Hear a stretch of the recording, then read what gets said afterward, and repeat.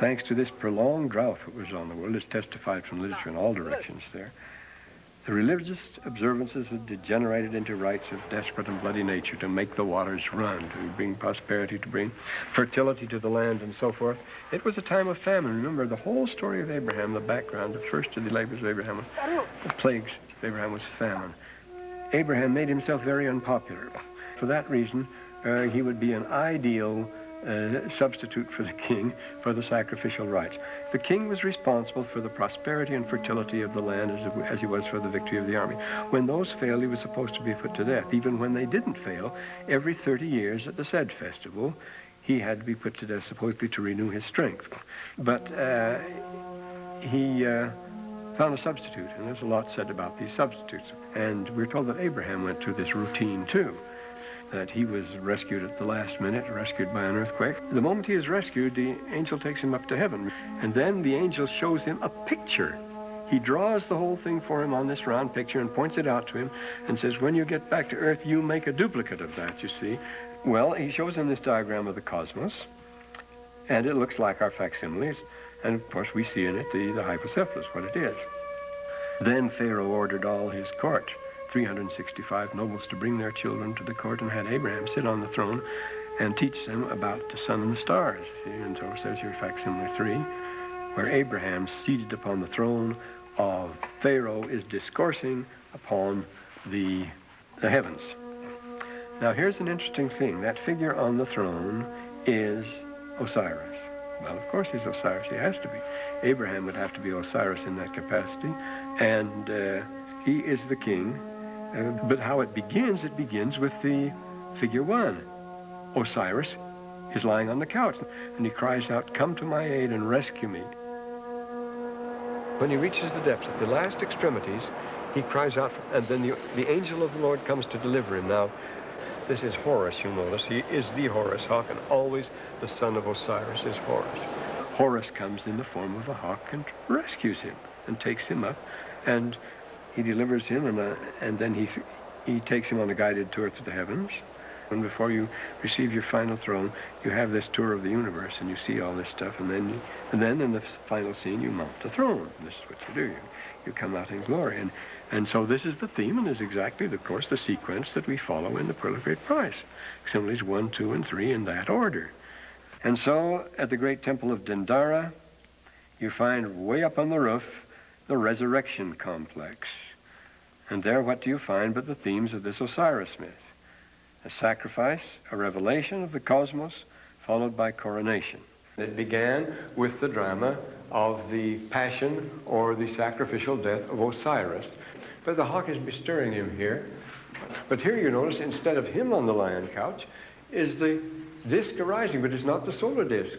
It's the heparu, which means he's changing his form now, preserving his identity, but changing his form and rising up. That is the symbol of transformation and ascension, both. He's got to rise. He has to make an astral journey here. These are astral figures. You notice there's stars strewn all through here. And here he's in the, notice, here is the king. He is striding through the heavens with the bull, with the cow bull, with now a star between his horns. That's probably the constellation of Taurus. But notice here the two heavenly ships, as you'll find on all the hypocephali, because they represent passing through the heavens. You've got to have that part with these go, in other words, right with the lion couch. The facsimile 2 should go with the facsimile 1. You can't separate the cosmic functions from the resurrection and from the burial. So what do you do when you make the transition from here? You pass through the cosmos. So this is when he passes from the one to the other, he passes through the universe, and this is the record that's left. These are the signs of the zodiac as we recognize them. We recognize the ram, the bull, the heavenly twins. But see, in this context of being resurrected and passing through the heavens, they're very cosmic conscious. They're conscious of the cosmos all the way through. And you notice the two boats facing each other, the Manjet bark and the Mescatet bark, the morning bark and the evening bark, the cycle of time and the sun. So here we have the hypocephalus motifs between what? Between facsimile 1 is facsimile 2, next facsimile 3 is coronation.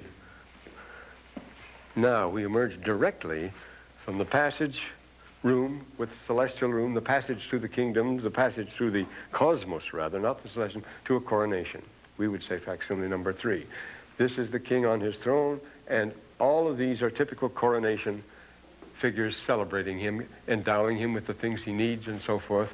After passing through the cosmos, our hero, be it Abraham or someone else, now sits on the throne of Pharaoh and is endowed with his power. And notice he is holding, of course he has to hold, the insignia of justice and judgment, the flail and the hook, and he's been hailed as the living king. Therefore, these are the mysteries of Osiris. See, they're taught him, and they include the greatest mystery of all is what comes after life. See, that's what they want to know. But the main idea is, you see, we're talking about this making connections and hacking in or getting into the circuit and so forth. These temple ordinances and things, they put you into an eternal, to a different order of things, and which the world will not understand. And if you try to make them vulgarized down here and treat them as if they belong to this universe of discourse, then you spoil them. But you have this general sense now, you see, of working ourselves into a much larger universe of discourse. We have been very localized here, and Joseph Smith had a mind as broad as all eternity, and he introduced us into all of this, and then we immediately, our first reaction is to flinch and draw back. And we say, well, let's go back to tithing and the word of wisdom, and that's the story. It's a mystery because it's not known to the world we see around us. It is a mystery in that sense, but it shouldn't be a mystery to you. You're free to go as far as you want, and it's entirely up to you. We're all still qualifying as Osiris's as far as that goes. We must do the works of Abraham. And then we're told specifically in the Doctrine and Covenants, that means sacrificing, if necessary, your own life. Abraham was willing to do that, and everyone at some time or other will have the opportunity to show that he'd be willing to do that. Remember, we're told that Abraham was tested to the last extreme, to the ultimate extremity, as we're told in the Doctrine and Covenants. Unless you're willing to give everything, you cannot claim eternal life. It's not to be cheaply bought. These are the great blessings of Abraham, Isaac, and Jacob, and must be brought. They must be willing even to give life itself and so forth. Yes, there's a story that's told in the Midrash. It begins with Abraham sitting in the door of his tent in the plain of Mamre in the heat of the day. But this was a hot day, you see. This is what inspired the story, probably. It was a hot day. It says it was the day like the breath of Gehenna, like the breath of hell was coming out. And you can see the kind of country it was and is when this is so, the heat and the dust and the sand, the utter desolation. And he was worried, of course, because he says some poor stranger might be lost out there. Someone might have lost his way and be perishing because you're not going to last higher in this. So he sent his faithful servant Eliezer out to look everywhere. He sent him out in all directions. He came back. No, I can't find anyone anywhere. He was still worried. He says there might be someone out there. And you have these feelings. So he went out himself, though he was very sick at the time. He was sick and ailing and old, and he went out and into that hell. And he looked and searched, but he found no one. And at the end of the day, he came back exhausted toward his tent. As he approached the tent, the 3 strangers were standing there. It was the Lord and the 2 with him, because the Lord goes with his counselor, so to speak. He throws himself down on his face. And then it is that he promises him Isaac as a reward for what he had done. The supreme offer. It's a very moving story. He'd gone out to look for his fellow man, and out in that dusty hell, you see, all alone, Eliezer couldn't find. He said, I think I can find something. Well, he found something. He found the answer to the thing he'd prayed for all his life, his son Isaac. Yeah. It's a beautiful story. But it's the desire of Abraham was that through him, his people and all mankind should be blessed. This Abraham, who towers like a colossus, is every man, as every man should be. In this world, remember what the Lord promised the apostles, in this world ye shall have tribulation. But be of good cheer, I've overcome the world.